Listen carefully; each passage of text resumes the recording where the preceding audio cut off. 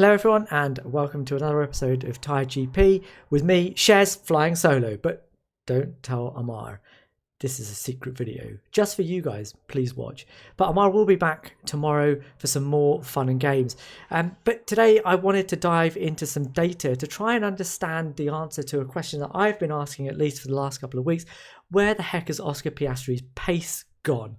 And this has been something that I've been asking and I think a lot of people have been trying to get their heads around between the US Grand Prix and the Mexican Grand Prix, because although Oscar has been underperforming since the summer break from Baku onwards, there are a number of reasons for that. But in Mexico and the US Grand Prix, very specifically, his pace dropped off. He was 0.3 off at the US Grand Prix in both sprint and Grand Prix qualifying, and he was a whopping 5.88 tenths away from Lando in Mexico. That's enormous for a title contender, especially one that was so close to being the fastest of the two drivers across the entirety of this season. And this all kind of crystallized for me with a little article that nice Mark Hughes wrote for Motorsport magazine. This is it, where he looks into specifically what happened at the Mexican Grand Prix and how Oscar Piastri and Lando Norris's diverging driving styles led to their differences in performance over that weekend. So before we get into the telemetry, which is really where the money of this video is going to be, let's just have a look at the trend for these two drivers across the season. So this is the entirety of the season up until Mexico. And what I've got here is a graph of Supertimes. Supertimes, if you haven't watched this channel before, where are you? But I use Supertimes a lot. They essentially express the fastest driver between two drivers in this instance as 100% or 0 on this graph. And the slower driver as a percentage away from that, depending on how much slower they were in a particular weekend. I use the fastest time that they had that weekend. So if you're at the top of this graph, then you're the fastest. And if you're not at the top of the graph, then you're not the fastest. You are the slower of the two on that weekend. And what I've got here is Oscar in papaya, Lando in grey. And as you can see, if you look at the average across the entirety of the season, really, even up until Singapore, Oscar's kind of been there or thereabouts. He's been the faster driver more often than not, and more consistently that faster driver. He had a big dip in Austria, which I think is the biggest anomaly of the season. But then you get to Singapore, he out-qualifies Lando there, but every qualifying session since then, US Sprint, US Grand Prix and Mexican Grand Prix, he has taken a massive dip, culminating in that massive, almost 6/10 gap that he had in Mexico. But that seems quite out of character because Lando has actually been less consistent. Yes, he's had those peaks. He has taken pole, dominantly even in certain scenarios, but he's also had massive dips as well. Just look at Bahrain, look at Imola, look at Spain and Canada. Well, Canada really. And you can see that it hasn't been quite as consistent until we get to past the summer break, and suddenly Lando is consistently at a very, very high, fast level. So what has happened? Is this because Oscar has dropped off, or is it because Lando has picked up? And I'm going to contend that it's a bit of a combination of both of those two things happening. But the US Grand Prix and Mexico were very specific circumstances that really benefited Lando and really didn't benefit Oscar. But before we even get into that, let's look back at the Bahrain Grand Prix 2025. So why am I looking at this? Well, this was early on in the season, and this is at the point where Oscar was really driving at his peak. Oscar out-qualified Lando by 0.4 of a second that weekend. But this weekend, this telemetry trace at least, really highlights a difference in how Oscar and Lando get pace. So first of all, I wanted to look at both of them together on the same trace. And you can see on this graph with Oscar in white and Lando in papaya, we've got four traces. Three that I'm really going to look at though. The first one is the speed trace. The speed trace just looks at how fast a driver is going at a particular point. So if you're accelerating down straight, you're obviously faster than when you're braking for a corner. But in this, you can see that the white line, Oscar's white line, is above the papaya line for the entirety of that speed curve, really. There's a little bit of a dip in the middle of the corner here. This is turn 1 at Bahrain. There's a little bit of a dip just here where Oscar dips below Lando, but it's not by much. But for the main part of it, Oscar is above Lando. How do they actually do that? So let's have a look at the throttle and the brake traces. And I'm going to switch over now so we can have a look at Oscar on his own. So this is Oscar's throttle and brake trace here. So what you can see is that approaching turn 1, Oscar comes off the throttle, and you can see that he reaches 0 throttle with a bit of a gap to when the brake is applied. So there isn't an overlap. There's a very definite difference between coming off the throttle and applying the brake. So he's off the throttle completely and then hits the brake. Fine. That goes very, very in hand with what you see in onboards. Oscar's very clean. He's very precise. It's very smooth with his inputs. And there's a delineation between one input and the next input, right?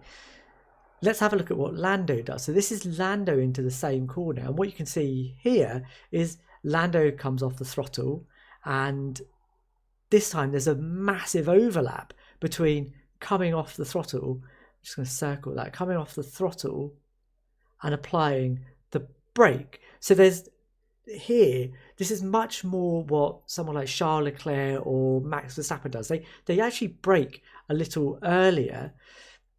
Both of them do, and in fact, even if you look at our overlays, Oscar brakes much later than Lando does, but Lando dances the car a little bit more. There's a little bit more nuance in the way he goes about the throttle and braking phase into a corner. With that overlap, he's using the throttle and the brake together to just balance the car.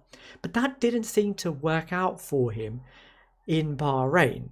Why? Well, there's probably a good reason why what works really well for Leclerc and Verstappen wasn't really working so well for Lando in that corner.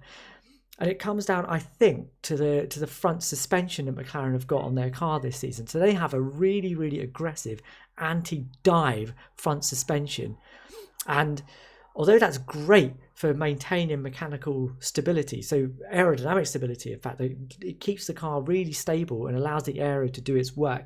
What it doesn't do is give the driver some feel. Now you can imagine if you're trying to balance the brakes and the throttle, you're trying to leverage that against the grip available, but you need to be able to feel that grip. And if you're not getting that through the steering or through the seat of your pants, then it's much more difficult to meter out the throttle and the brake and balance them off against each other. So that, although it's a much more effective way of getting pace through a corner, a much more nuanced way of getting pace through a corner, you can't really leverage it when you don't have the feel through the steering and the seat of your pants to do that. Whereas Oscar, with that less of an overlap between throttle and brake, he's just committing to a corner. He feels the grip as he enters the corner and just commits to that feeling. And when you have a high grip surface like you did in Bahrain, it amplifies that.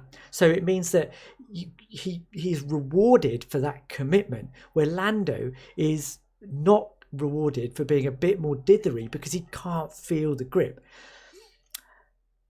Let's move on to Mexico, and we'll have a look at what happens here. Now, this is a low grip surface later on in the season, and now Lando has had a upgrade, or at least a modification to his front suspension that's been there since Canada. He chose to have it. Oscar said he doesn't need it. Again, now that we're sort of talking about how these guys get pace, Oscar committing to a corner just based on their initial grip, Lando metering the throttle and the brakes according to the grip available mid-corner.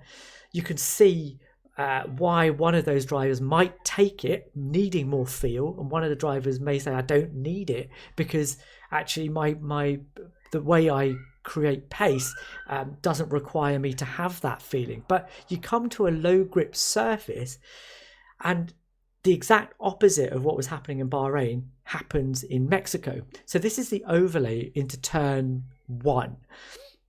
This time, just slightly confusingly, Lando is in white and Oscar is in papaya. And again, with this overlay, I've got speed at the top here, and in the speed trace this time, look, Lando is much quicker across the entirety of turn 1. But again, you can see that Lando here brakes much earlier than Oscar does.